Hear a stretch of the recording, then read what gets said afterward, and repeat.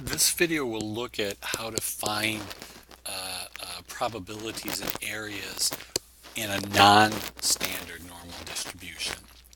I'm on the textbook on page 274, and the problem says there's Tall Clubs International. Women have to be at least 70 inches tall. Women have standard or a mean height of 63.8 inches with a standard deviation of 2.6. What percentage of women are over 70 feet tall? Well, again, this one here we want a probability or an area, so we're going to go to the normal CDF, and our lower limit is going to be 70 inches. Our upper limit is going to be a really big number, 9999999, or we can do a really big number, 1. This is like one of the biggest numbers the calculator can have.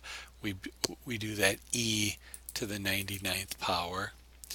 And now we put in the actual mean that they had given us. 63.8 is the mean, and the standard deviation is a 2.6.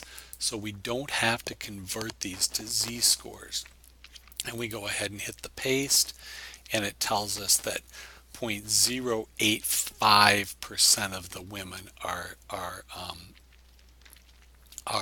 taller than that. The book shows a slightly different number, but that's okay. Go ahead and use that number there. On your homework, if it tells to look at a table, I've tried to get rid of those questions, but I might have missed a few.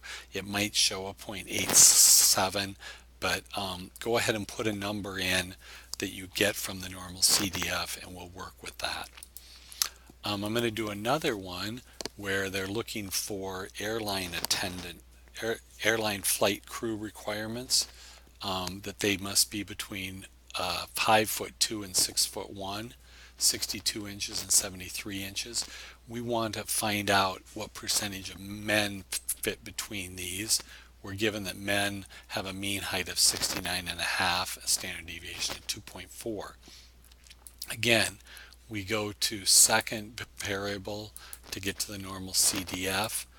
The lower limit is 62. The upper limit is 73. The mean is 69.5, and the standard deviation is 2.4, I believe. Yes, 2.4. So we don't have to convert to z-scores. If we were going to use a table, which is the other way of doing it, we do have to go to z-scores. But the calculator doesn't require that. And it shows us that about 93% of the men are between those two heights, 62 and 73. So we can say 93% of the men satisfy those requirements. That's how to do normal CDF with non-standard normal distributions.